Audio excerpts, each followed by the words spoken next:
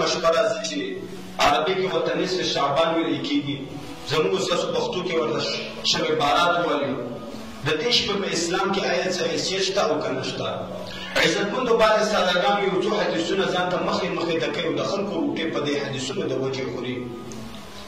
اولنی حدیث دوی پیش کوي چې عایشه رضی الله عنها فرمایي چې رسول الله صلی الله علیه و آله وسلم فرمایي دي چې یطلع ربنا لیلة نصف من شعبان الى السماء الدنیا. بیا رب العالمین چې کله شعبان نیمې ته ورسېږي د نږدې اسمان ته راکوزېږي، فیغفر للمستغفرین، څوک چې د رب العالمین نه بخنه غواړي هغه ته رب العالمین بخنه کوي، ویرحم للمسترحمین، او څوک چې د رب العالمین نه رحم طلب کوي هغوی ته رحم کوي، ويرزق للمسترزقين، او څوک چې وږي وي رب العالمین هغوی ماړه کوي. دا امام بهقي په شعب الایمان کې دا حدیث ذکر کړی دی. او بیا وایي چې اله خلک حدیث نه مني، موږ حدیث منو خو چې حدیث دی. انشاءالله ټول نور حدیثونه پیش کوو، بیا به انشاءالله انصاف کوو. دویم حدیث دوی پیش کوي امام ابن ماجه راوړی دی چې ابو موسی الاشعري رضی الله عنه فرمایي چې رسول الله صلی الله علیه و آله وسلم فرمایلی دي چې ان الله لا يطلع، الله رب العالمین دې نږدې اسمان ته راکوزېږي، فیغفر لجمیع خلقه، ټولو خلقو ته رب العالمین بخښنه کوي، مګر دو خلقو ته بخښنه نه کوي، الا لمشرک او لشاهد. مشرک ته بخښنه نه کوي، همدغه شان د حسدګر ته بخښنه نه کوي. دا حدیث دوی دویم پیش کوي. دریم حدیث دوی پیش کوي چې ابي هريره رضی الله عنه فرمایي چې رسول الله صلی الله علیه وسلم فرمایلی دي چې کله شعبان نیمې ته ورسېږي نو تقوموا لیلها وصوموا نهارها، تاسو د شپې قیام اللیل کوئ او د ورځې روژې نیسئ. دغه حدیث ابن ماجه راوړی. دریم دا حدیث پیش کوي. موږ وایو چې دا روایت دی خو حدیث نه دی، هغه حدیث نه دی کوم چې د الله رسول ته په صحیح سند سره ورسېږي او صحیح خلک یې ورسوي، هېڅ شک پکې نه. کوم چې اولنی حدیث دی د امام بیهقي والا چې عایشه رضی الله عنها فرمایي، دغه حدیث باره کې امام ابن جوزی د هغه کتاب دی العلل المتناهی د امام ابن جوزی هغه فرمایي چې موضوع اختار الزنادقه، دا خو موضوعي حدیث دی، زنادقو جوړ کړی، دا خو یو څو کذابانو هغوی جوړ کړی، دا خو د یهودیانو کار دی، د شیطانانو کار دی چې ځان نه به یې حدیثونه جوړول، دا خو هغوی جوړ کړی دی. همدغه شان د شیخ الاسلام امام احمد بن تیمیه هغه فرمایي دوی یو بل حدیث هم پیش کوي، هغه هم جوړ کړی دی چې کله رجب اولنې جمعه شي نو په هغه کې صلات الرغائب کوي، همدغه شان دی او صلات الالفیه کوي، دوه منځونه کوي. شیخ الاسلام فرمایي وما يفعله اكثر من المسلمين من صلاه الرغائب وصلاه الالفیه التي في رجب ونصف شعبان، هغه دوه منځونه چې خلک کوي په رجب اوله جمعه کې کوي 12 رکعاته د ماښام او د ماخوستن منځ کې، او هغه صلات الالفیه هغه د نصف شعبان کې چې 7 رکعاته کوي د ماخوستن.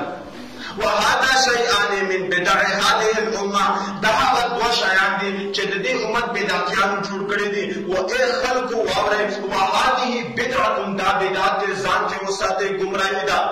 همدغه شان دی فرمایي څوک چې نیغ کېږي چې په دې کې حدیثونه راغلي.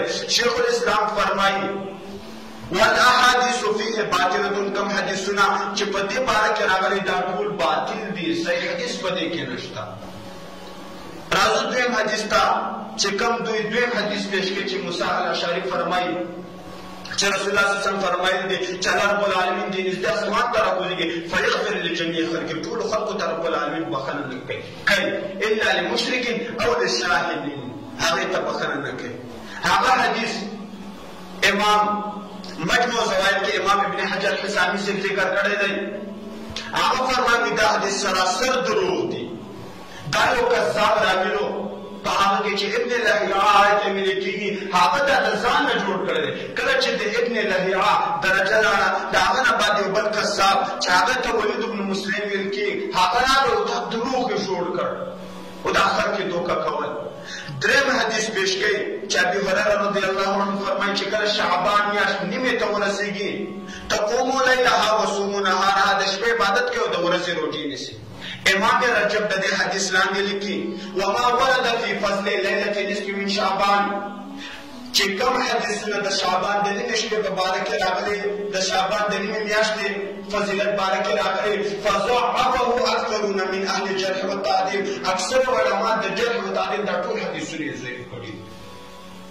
د دې ورځې اول قدم امام عبدالغني المقدسي سے فرمایي چې 548 هجري کې یو کس راغلی و قدم علینا رجل فی بیت مقدس من نابلس د نابلس علاقې نه یو کس راغلی و واخرج لنا تلك البدع دا بدعت خو هغه موږ ته راجوړ کړي دي بدعت د نابلس و د رسول الله صلی الله علیه وسلم سنت ته جوړ کړ نعوذ بالله ستون انا لله او دا بیا هغه یو ځان سره کتابچه راوړه او د ضعیف حدیثونه یې پکې ټول لیکلي کله چې بیا د دې نه وروسته په 8مه هجري کې د برامتو والا د برومتو والا ډېر ذلیله ډله ده هغوی راغل او د بیت المقدس مخې ته فاوقدوا نیرانه ورونه یې بل کړ وصلوا صلات الالفیه الفیه لمونځ یې وکړو او نور بدعات یې راوباسل انشاءالله چې زه هغه مختصر بیانوم. اول بدعت چې هغوی برامتو راایستلی و هغه چې کومو صلات الالفیه یې کول چې دا 100 رکعته لمونځ به کله به چې شعبان میاشت نیمې ته ورسېږي او دا بدعي لمونځونه به یې کول. دویم بدعت هغوی چې راایستلي و کله به چې دې نه فارغه شول بیا به هلته صفونه برابر کړي فصلوا 6 رکعات بیا به یې 6 رکعته وکړل. دا بدعت بیا راوباسل. څه لپاره به یې کول؟ لدفع البلاء ولطول العمر والاستغناء عن الناس. دې لپاره به یې دا 6 رکعته کول. کله به چې دې بدعت نه فارغ شول بیا به یې څه فرمایل راځئ چې نقرأ یاسین چې سورت یاسین ولولو. عزتمندو د سورت یاسین په اړه کې ډېر کم د فضیلت حدیثونه راغلي. امام مشهور عالم امام عبدالرزاق مهدي صاحب چې کوم د امام قرطبي المالکي الاندلسي باندې تحقیق کړی هغه دا ټول حدیثونه چې کوم سورت یاسین په فضیلت کې راغلي هغه ټول یې ضعیف کړي دي. او څلورم بدعت پیدا کولو چې دوی به څه وي ان علینا لیلة القدر نن خو لیلة القدر شپه ده د شعبان به چې کله نیمې ته ورسېدو نعوذ بالله. الله امام قرآن په هغه کې نازل کړی رمضان کې دوی ویل چې نه الله رب العالمین غلط شوی دا خو په شعبان کې نازل دی نعوذ بالله. ابن کثیر فرمایي همدغه شان ابوبکر ابن العربي په احکام القرآن کې لیکي سورت دخان دی آیات لاندې چې الله رب العالمین قرآن نازل کړی د رمضان په آخرت 10 شپو کې نازل کړی. بیا چې تاسو کوئی بعض مفسرین وایي چې په شعبان کې نازل دی هغه فرمایي ومن قال انها في ليله نصف من شعبان فقد ابعد النجاة. ډېر بې فایده انسان دی چې وایي چې شعبان کې نازل دی. عزتمندو همدغه شان امام طرطوشي فرمایي دا هغه کتاب دی الباعث على امکان البدع والحوادث بدع والحوادث دا هغه کتاب دی. هغه فرمایي چې اکثر علماء الحجاز وفقهاء المدینه ومن محدثهم اکثر علماء د حجاز همدغه شان د فقها د مدینه او د مصر همدغه شان د محدثین دا ټول وایي چې د شعبان د نیمې شپې په باره کې لا اصل له فی شریعه په شریعه کې د دې هیڅ حیثیت نشته. دا ټول بدعت دي. همدغه شان یو مشهور عالم د عیسی ابن عبدالسلام قشیری صاحب هغه 145 کې وایي چې د شعبان باره کې کوم حدیثونه راغلي دا ټول ضعیف دي. همدغه شان یو مشهور عالم ابن دحیه چې دا محدث هغه فرمایي چې قال علماء الجرح والتعدیل هغه فرمایي چې ليس في فضل ليله نصف من شعبان حدیث صحیح یعتمد علیه. یو حدیث نشته د شعبان په فضیلت کې چې په هغه باندې اعتماد وشي. عمر رضی الله عنه مبارک راځي چې د شعبان دا بدعت کول هغه به چوکر اواز او سم به پیوال همدغه شان دی چا به چې روټي نه ولې دا بدعي روټي هغه په زور په ماتول. نو عزتمنو چې موږ ته صحیح دین موجود دی ولې موږ په بدعت وسو كل بدعة ضلالة وكل ضلالة في النار.